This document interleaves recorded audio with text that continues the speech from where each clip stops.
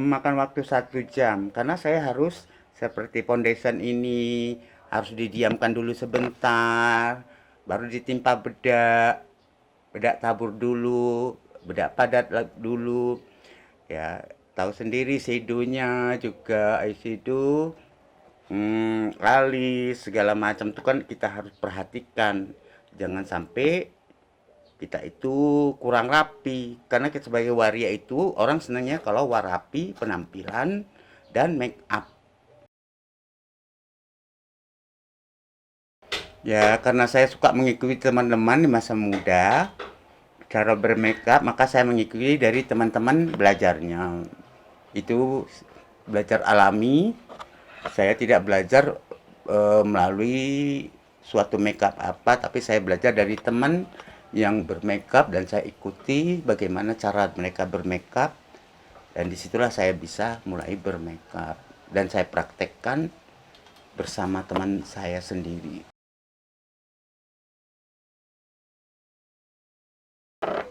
Dari teman yang mau membantu meminjamkan kosmetik buat saya berdandan.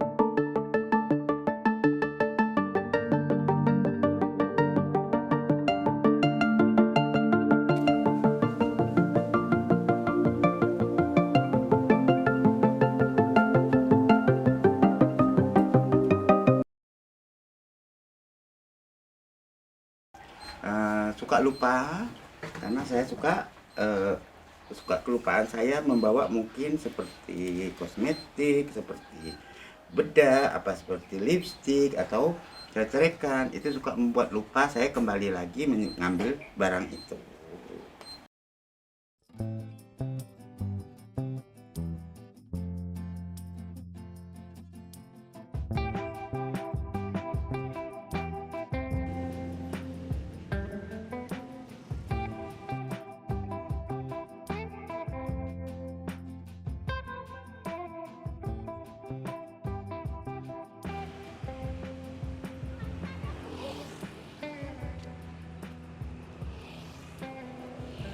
Saya itu ngamen lebih kurang itu 10 tahun yang lalu.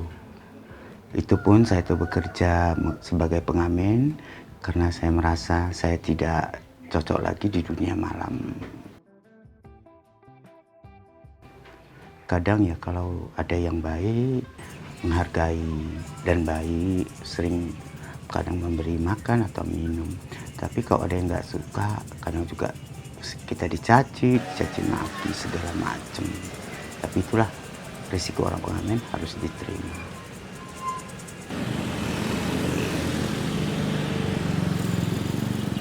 Ya itu salah satunya kita harus goyang supaya orang senang melihat kita. Kalau kita hanya diam, gaya kita tidak ada, orang tidak mungkin memberi uang.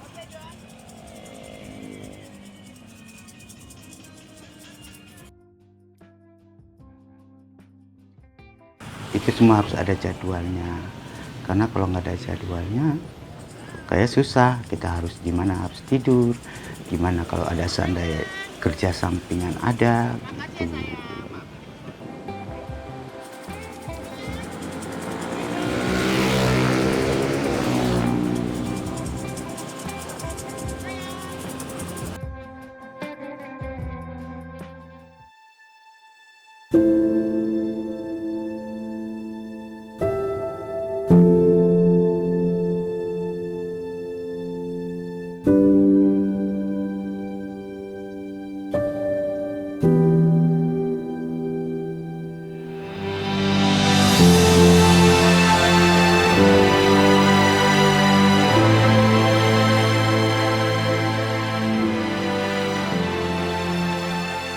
Sebenarnya bukan inilah keinginan saya bekerja, tapi karena keuangan, kebutuhan. untuk mencari pekerjaan yang susah. Akhirnya saya mencari pekerjaan ini menjadi pengamen. Tapi sering di mata masyarakat dianggap hina pekerjaan ini.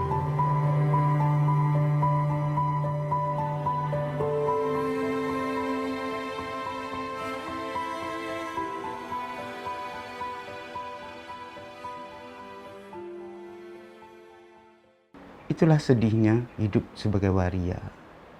Karena di mata masyarakat waria dianggap hina, apalagi pekerjaan sebagai pengamen.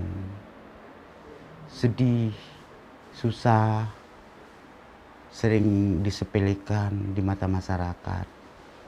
Pengamen itu tidak ada harganya di mata masyarakat. Ya, tidak ada di hati saya dari kecil untuk menjadi seorang pengamen. Malah saya bercita-cita kalau enggak menjadi penjahit, saya kepingin menjadi dokter. Tapi apa yang terjadi sama saya?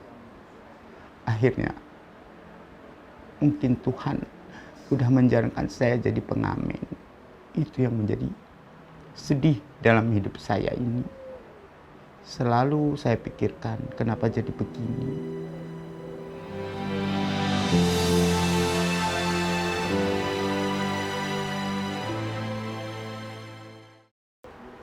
Ya, sebelumnya orang-orang di sekitar saya seperti menyepelekan, kurang menerima atau gimana. Tapi akhirnya mereka mengerti kampung ini sama dengan yang lain. Ya, kampung pemulung, kampung segalanya. Jadi waria itu dianggap diterima menjadi seorang pengamen di kampung ini. Awalnya tidak ada di hati saya untuk seperti ini. Karena usia sudah tidak memungkinkan untuk menjadi di dunia malam. Dulunya saya bekerja di dunia malam, tapi akhirnya karena usia saya harus memilih ini untuk kehidupan saya sehari-hari.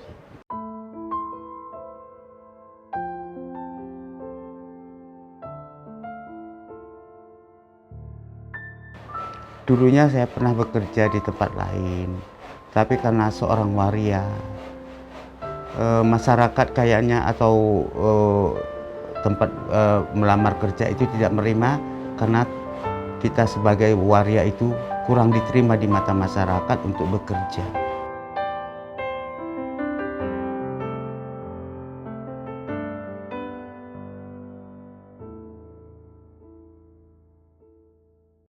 Saya menerima kalau pekerjaan itu mencukupin kehidupan saya sehari-hari.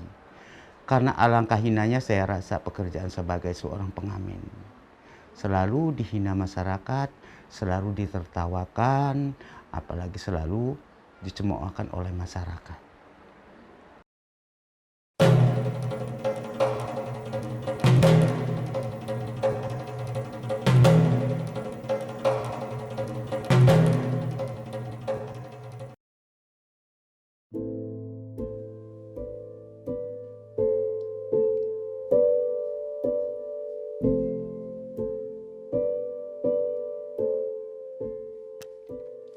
Nama saya Nur Ayu.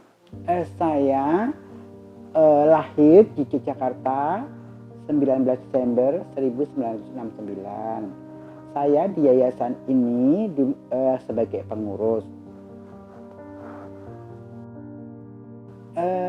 Yayasan ini berdiri diawali terjadi gempa tahun 2006 di Yogyakarta itu. Nah, ada beberapa teman waria mereka menjadi korban gempa. Teman-teman waria berinisiatif untuk melakukan doa bersama, mendoakan kepada teman-teman waria yang menjadi korban gempa. Akhirnya kita melakukan doa bersama. Waktu itu dipimpin sama Pak Hamroli dan sama Bu Mariani. Saat itu tercetus ide gagasan bahwa kenapa kalian cuma melakukan doa bersama, kalian tidak melakukan pengajian ataupun jamaah sholat bareng gitu. Akhirnya terbentuklah Pondok Pesantren Senin Kamis di Notoyudan tahun 2008. Waktu itu pengasuhnya Bu Mariani. Setelah Bu Mariani meninggal tahun 2014, digantikan sama Bu Sinta Ratri, yang kebetulan rumah ini, tempat ini rumah pribadi Bu Sinta.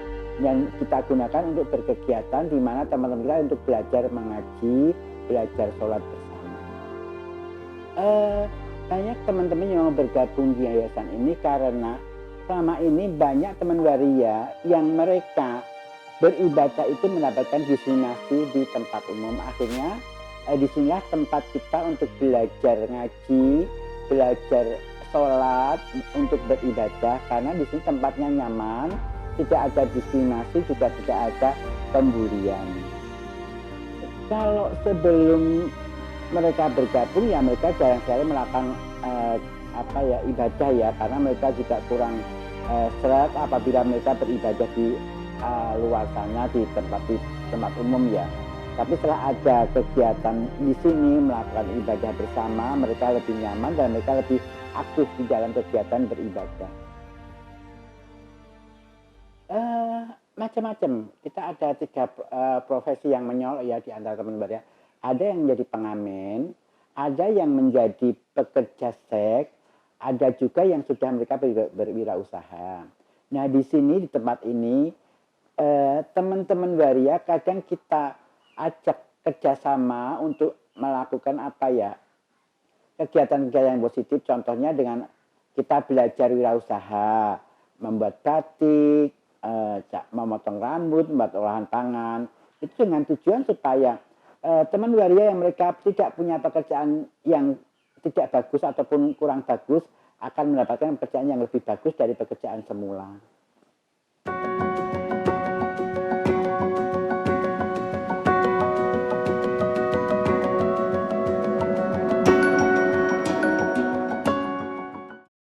Waria itu sebetulnya kan juga tidak salah ya, tidak salah karena bagaimanapun juga dia itu mengalami penyimpangan di dalam perilaku seksualnya, begitu saja. Sebetulnya kasihan juga sih mereka ya, dalam hal identitas dia bingung, dalam hal hubungan sosialnya dia bingung, apalagi sudah hubungannya dengan legalitas hukum, lebih bingung lagi. Jadi kalau secara biogenik kan itu hubungannya dengan kondisi biologis, fisiologis, ya. Itu hubungannya dengan saraf, hubungannya dengan hormon. Tentunya adalah pengaruh hormonal dalam orang berperilaku waria itu, ya. Secara psikologis jelas itu kesalahan identitas dia, sedangkan secara sosiogenik barangkali karena proses belajar sosial waktu di dalam keluarga. Psikologis mungkin dengan pelatihan-pelatihan, dengan perubahan terapi yang perubahan-perubahan identitas dirinya.